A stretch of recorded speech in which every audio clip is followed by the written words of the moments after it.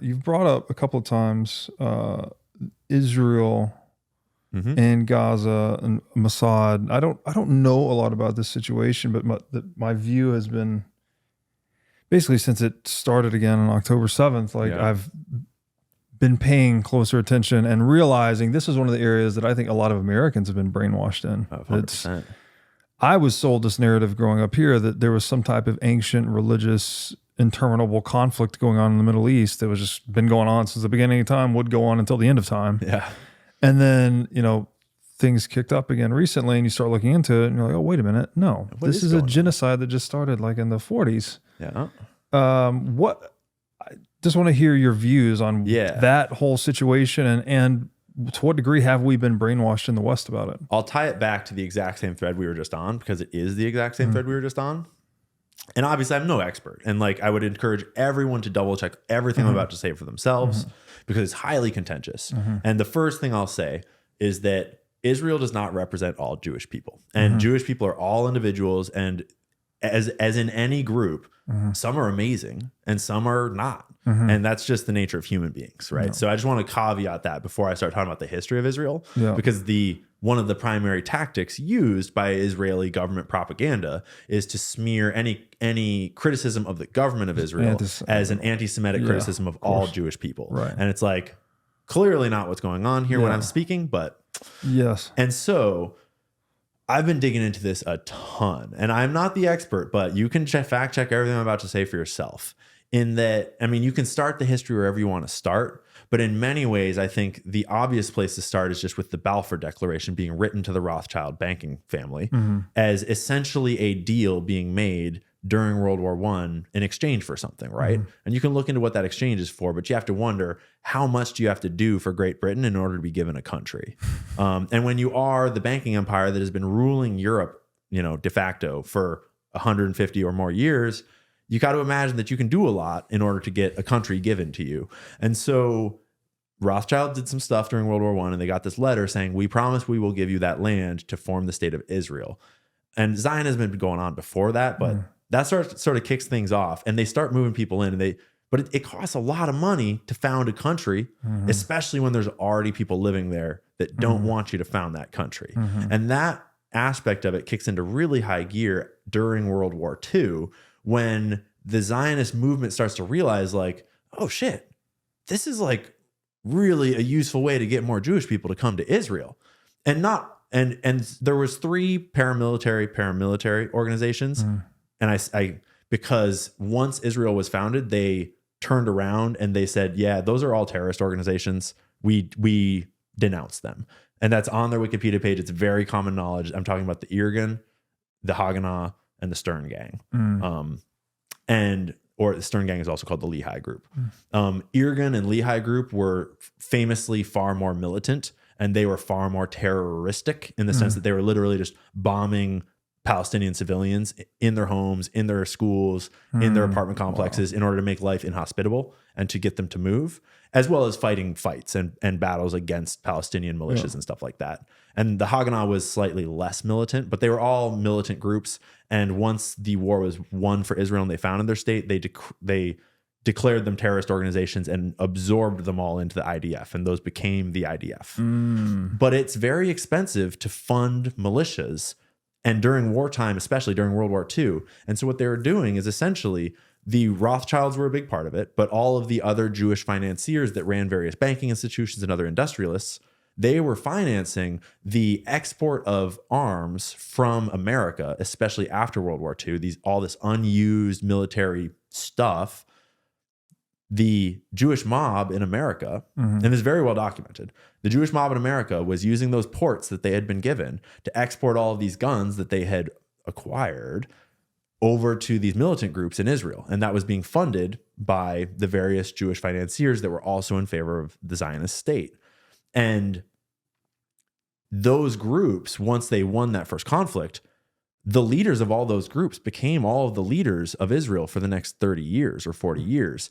And so though they declared them all terrorist organizations, it's like the 7th prime minister of Israel was a primary member of the Irgun or whatever it was. And actually, The Irgun and the Lehi group, the primary distinction between them, I'm going to forget which one was which. I think it was that Lehi group actually was the one that sided with the Axis powers and the Nazis.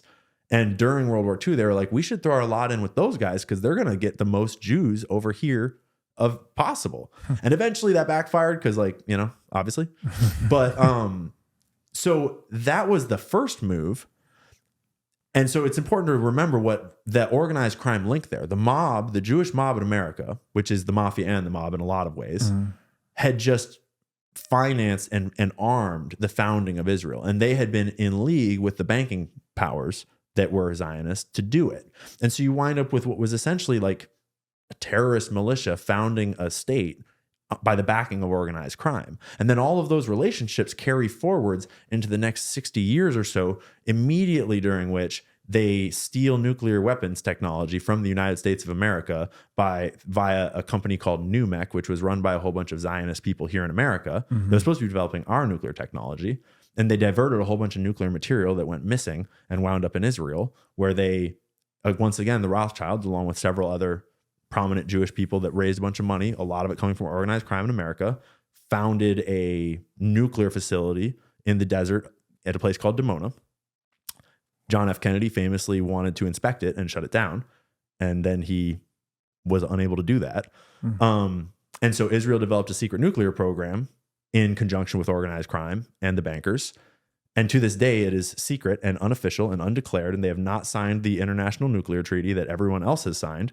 And if you want a real fucked up rabbit hole, look up the Samson option, which is their essentially like secret, like last resort of what they would do with the nuclear arsenal if the state of Israel was ever threatened existentially, which is essentially nuclear blackmail over not just their enemies, but their allies as well, saying, if we are ever going to be exterminated or threatened and y'all don't help us, we'll nuke all of you. What the fuck? Yeah, look up the Samson option. Holy shit. And then to bring it kind of, and there's lots of other things like there's USS Liberty, there's lots of other things. And this is obviously a very critical take on Israel. But when you start from organized crime and, you know, militia, terrorist groups and bankers, it's like, how am I not going to start with a critical take on you when before then, it was a bunch of Jewish people and Arab people and Christian people all just living there, hanging out, being peaceful. And then all of a sudden you have this thing. Right. And so then we'll skip a lot and jump forward to the last data point there is Jeffrey Epstein, which was very much Mossad. And we very clearly know that Jeffrey Epstein was Mossad. And he was every single person that promoted him to power and then engaged with his organization throughout his entire career was Jewish. And the vast majority of them had very clear ties to Israel, including the literal former prime minister of Israel, Ehud Barak, being the guy that brought him into the secret arms trade with Adnan Khashoggi, another Mossad asset, and Les Wexner, who is one of the most prominent Zionists ever. And so Jeffrey Epstein was clearly Mossad. And to this day, like, would you call Jeffrey Epstein a intelligence asset or organized crime? Because he's running guns and he's, you know, laundering money and he's smuggling children around to politicians all around the world and blackmailing them. That is the current state of, and people like want, and they purposely tried to like obfuscate as like, he was kind of CIA maybe. We don't really know. He was Mossad. And that means that Jeffrey Epstein was a direct operative of the state of Israel, a piece of information warfare of control over our narrative. And when you have something like a Jeffrey Epstein type of operation controlling our president, controlling our politicians, controlling our media people, our tech billionaires, it's no wonder that we're all so brainwashed, because the levels that they are willing to go to in order to control the narrative are that big. And they are that big because they realized pretty early, it was actually kind of like around the 80s, there was a series of massacres, many of them, but one in particular was called Sabra and Shatila. And Sabra and Shatila was the first massacre that journalists with video cameras happened to be there and get this massacre on film. And it was a bunch of refugees in a refugee camp at a place called Sabra and Shatila that basically the IDF just bombed and killed like hundreds of civilians in their refugee camp. And today that's happening, you know, every week. But back then, no one had ever imagined that the most moral army in the world could do such a thing. And as soon as those images appeared on TV screens in America, all of America had a serious issue. And the Zionists suddenly realized that their most important thing was not actually military might, but it was informational warfare. And at that point, they launched what is called Haganah is they launched what's called Hasbara. Hasbara means to explain. And essentially it means, how do we explain the Israeli perspective? And what that really is propaganda. How do we propagandize specifically America, but the whole world, in order to promote our view of this conflict so that we will maintain support for Israel in spite of what we are actually doing? And Hasbara is their most significant export. It is the most advanced propaganda campaign ever unleashed on the world. And a lot of the like founding fathers of propaganda are actually Zionist Jewish people that were involved in Hasbara. And they hired a lot of the best propagandists to write the actual doctrine itself. And you can look that up yourself. I think it's called the 2009 English, or I'm not going to be able to remember the actual name of it. There's one that was published in 2009 that was like the updated version of how to talk about the conflict. English language journal, language relations journal. And it's wild what it says in it, of just like, it was a media expert going in and just being like, here's all the problems with your stance and how you explain it best in order to make people empathize with you over everyone else. And so, wow. Yeah, it's a deep rabbit hole, and we've all been deeply propagandized about it. And it wasn't until October 7th that it started to come into the primary consciousness of everyone. And I think they underestimated the power of decentralized media to see through that veil. And they've been deploying every weapon they can against the truth. But inevitably the truth wins out when everyone has a cell phone and everyone can communicate and do their own research and find these sources for themselves. And I just want to remind us all that the problem is not Jewish people. The problem is not the Jewish religion, at least in my opinion. The problem, the problem is the people doing the wrong things, but the problem is this corrupt government that was founded by organized criminals and bankers. And it's been that way since the start. And it is like, it's the number one cause of anti-Semitism in the world today, because when you let organized crime, corrupt bankers, criminals run the country that represents the Jewish religion, you're going to wind up with a pretty bad spokesperson for your religion.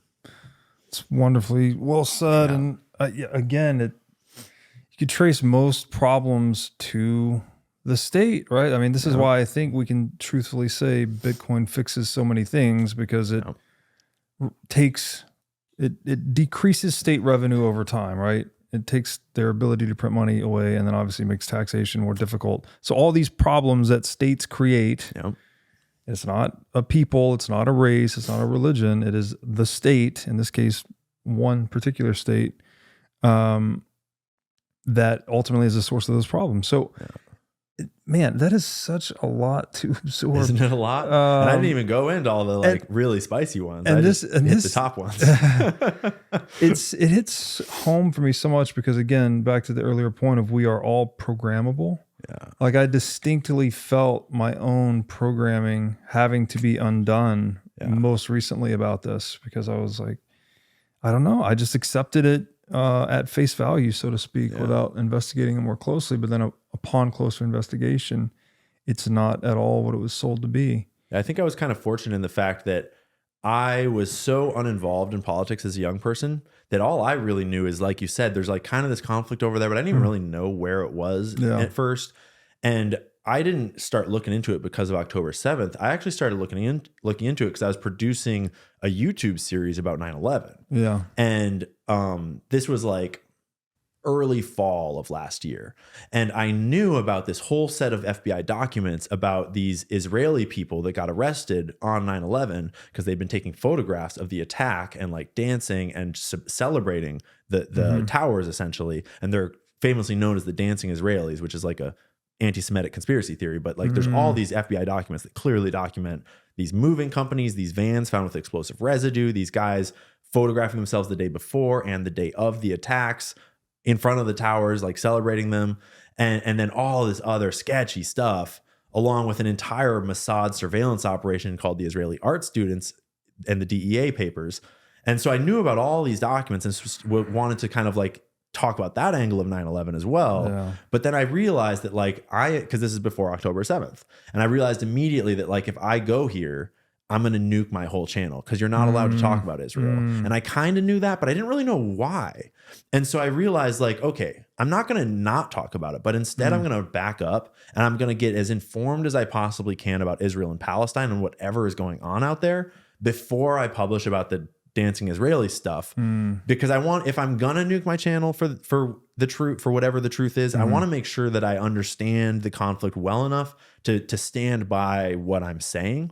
And ironically, I finished that 40-something minute video about the history of Israel and of Gaza and Palestine in general. I finished it like early October of last year and published it on my locals on October 6th of last year. And then the very next day, the October 7th thing happened. And I remember pressing publish and sort of sitting back and being like, if this is the end of this ride, it has been wonderful. I don't know what comes next, but here we go. And then the very next day it was like, oh, everyone's talking about it. Wow. This is crazy. And so and so then you're good at that point because you get. I mean, no, I still get attacked all the time. Yeah. I did a AI discussion with the Kennedy campaign recently where I had Shanahan and Bobby and 2 other AI experts, had nothing to do with Israel whatsoever, just about AI. Yeah. And I had 2 separate Jewish publications that are like news publications specifically write hit pieces about how I'm an anti-Semitic, evil Nazi person that thinks that Jews are the evilest evil in the world. And they tried to smear the Kennedy campaign for even talking to such an evil conspiracy theorist. And so I know like they still try all these same tactics in order to take all the complex stuff I just said and distill it down to, and they actively I wrote a letter back to the first one that reached out and they were like, here, it was, when you're being requested for comment on a hit piece. Yeah. And I wrote back with a really well worded, listen, they don't endorse my ideas and I don't endorse them. That's the nature of conversation. And number 2, I trust that as a real journalistic publication, you'll accurately represent the context of everything I've said in the past. But then obviously, naturally, what they did is they went to my Twitter feed and found all of the most every little snippet they could in order to misrepresent my views, just as is the Hasbara move. And that's par for the course now. And at this point, it's like, I'm not even stressed anymore because they are debasing their currency every time they do it. Yeah, that's such a good I'm reminded that the purpose of propaganda is to make one group of people forget that another group of people are human. Right. So it's this whole setting up an us versus them dynamic so you can do inhumane things to them. Yeah. And it's so awfully hard to do when we have video cameras. Right. And that's the key. I wrote about this a long time ago in Masters and Slaves of Money, where there had been a lot of civil rights protests in the South pre-MLK, but it was the one they were getting beaten up often, right? They were just peaceful protests, beaten up.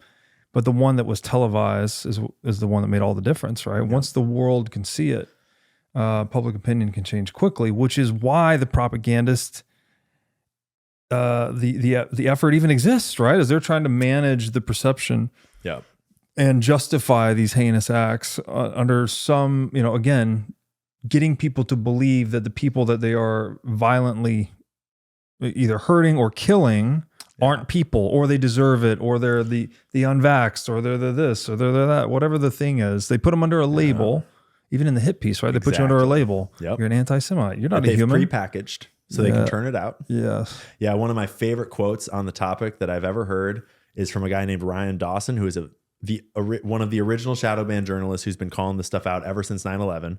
And he said, a lie needs to be told 1,000 times to be believed. The truth need be told only once. Yeah. Right?